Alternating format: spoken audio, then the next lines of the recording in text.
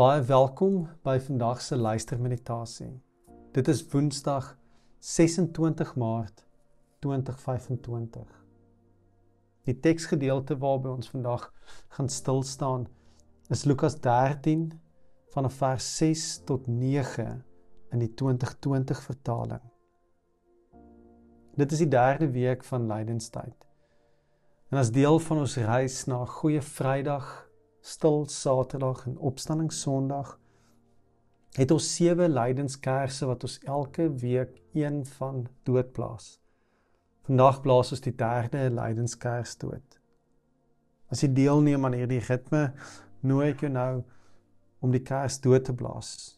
Jy sou dalk ook 'n enkel alleen kers kon nader trek, dit aansteek, vir 'n oomblik bewus raak van die lig wat brand, en dit dan doodblaas as deel van jou tuiskom oomblik in hierdie stil word tyd saam met die Here.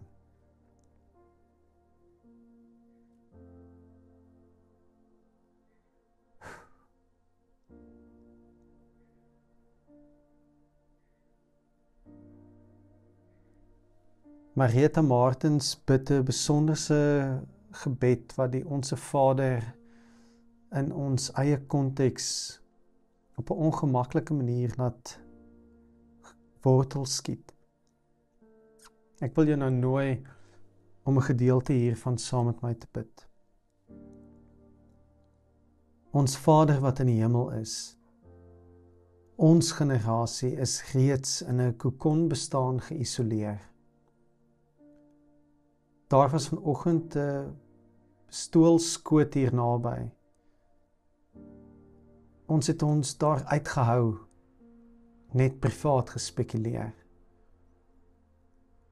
Ons weet van vashou aan U, teruggly, neustamp, terugkrabbel, telkens weer op die harde manier leer. Wie in U nie bly nie, verdroog tot nutteloosheid. In onverdienste dus, bou ek my hoop vir ons nageslag, nie op ons voorbeeld nie, maar op die woorde van U Seun in die nag van die nuwe verbond. Amen.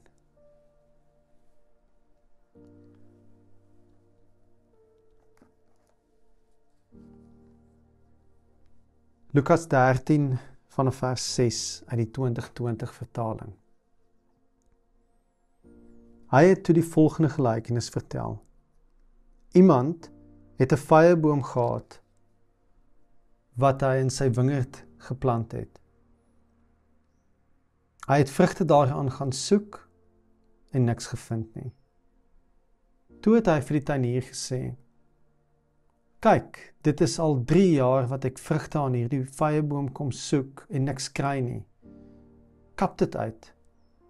Waarom moet dit die grond langer uitput?"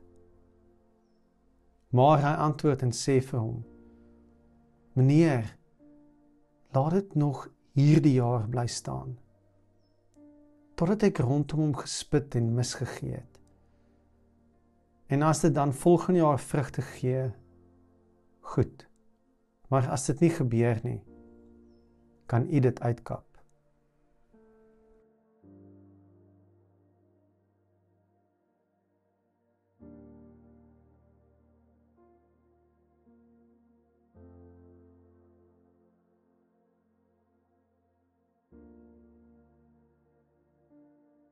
Hierdie eenvoudige gelykenis wat Jesus hier vertel, neem my terug na ons huis in Somerset-Wes. Toe ons die huis gekoop het, of toe ons gekyk het om die huis te koop, was daar in die agterplaas 'n vyeboom wat my oog gevang het. Pragtige groen blare in die middel van die agterplaas. Jy kon dit nie miskyk nie. Ek was dadelik verlief op hierdie boom en ek dink dit het bygedra tot die aanbod wat ons vir die oom destyds gemaak het. En in die eerste jaar wat ons in die huis gebly het, was ek so opgewonde oor die vyeboom in die agtertuin en het ek so uitgesien daarna om die eerste vrugte daarvan te eet. In die kombuis het ek op 'n houtbank in die oggend gesit en koffie drink. En dan deur die kombuis uit tot in die agtertuin kon ek die boom sien. Maar soos die jaar verloop het die boom blare gehad, voorvye uitgestoot en dan het die vye op die grond geval, elkeen met 'n gaatjie in en 'n wurm in. As die volgende ronde vye uitkom, vol belofte dat dit gaan ryp raak, het dit net gevrot aan die boom. Later tot my skok het die allerlelikste wurms in die stam van die boom ontdek, wat diep gate in die boom se stam in eet. Ek het alles probeer, al wat 'n raad gevolg, selfs 'n vriend of twee wat goeie boere in die omgewing is, genooi om te kom kyk na my boom. Op die ou einde van die dag moes ek die boom uitkap.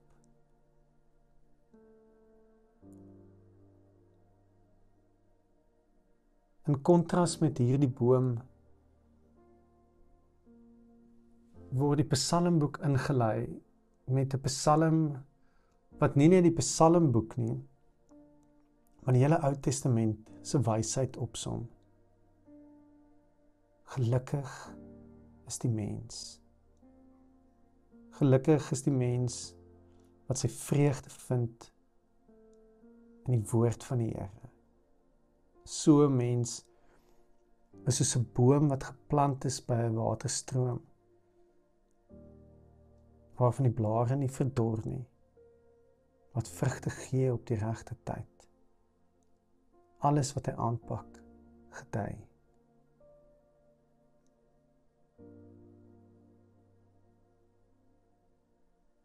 Dink na oor jou kwartaal tot hier. Waar het jy gesoek vir vrug, vir oorvloed, vir seën, maar is toe met leë hande weg? Wat het jy geplant met die hoop dat dit sal groei en sal vrug dra, maar is nou diep bewus van die feit dat al wat jy kan doen is om dit uit te kap.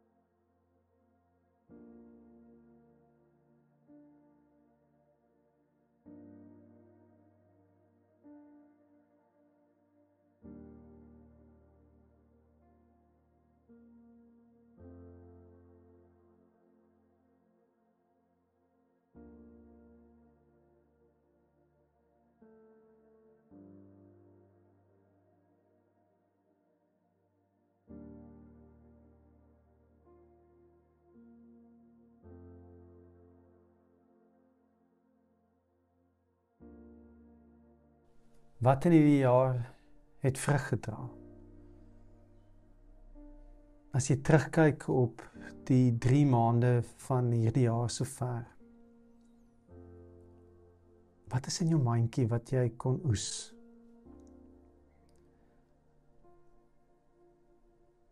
Waar beleef jy die Here se oorvloed en goedheid? Wat het gedei?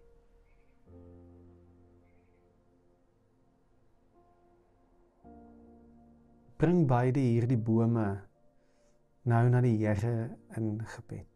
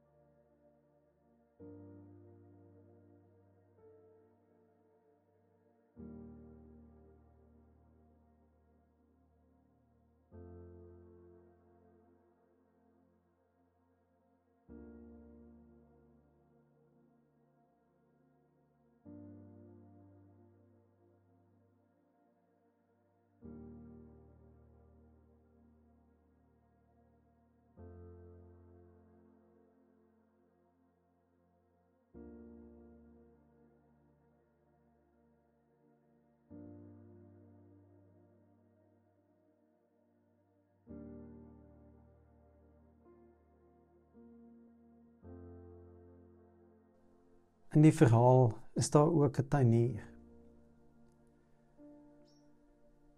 In teenstelling met die frustrasie van die een wat die boom geplant het, die een wat gesoek het vir 'n vrug, is daar hierdie tuinier wat sê, gee my nog net 'n jaar. Laat ek nog spit en kompos inwerk. Gee my nog 'n kans hiermee en kom ons sien wat sal gebeur. Wie is so 'n stem in jou lewe?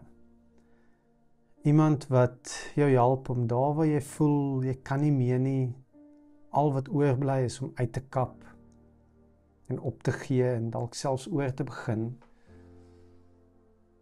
Wie is daar die stem wat jou help om dit nog 'n kans te gee? Iets anders te probeer. Miskien 'n vars uitkyk. Miskien 'n nuwe insig. Miskien 'n beter plan. Bring daardie persoon, daardie gedagte of daardie idee ook dan nou in dankbaarheid aan die Here.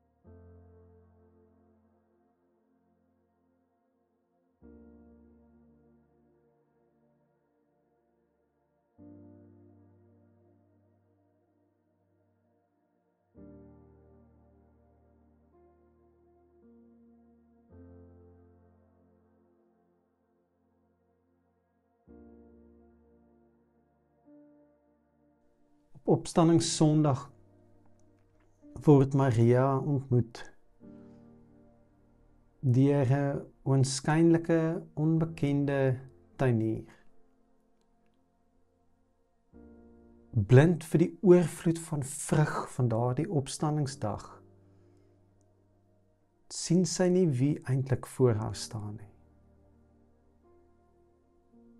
Die tuinier wat God se ganse skepping 'n tweede kans kom gee.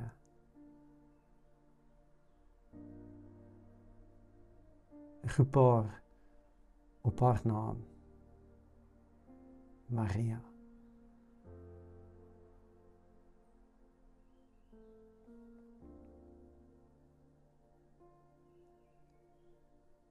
Mag jy gewees die boom geplant by die waterstroom van God. Mag jou wortels diep skep uit sy oorvloed en sy genade.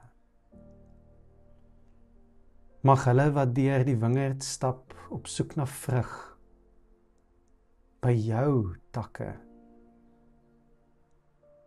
al oorvloed vind.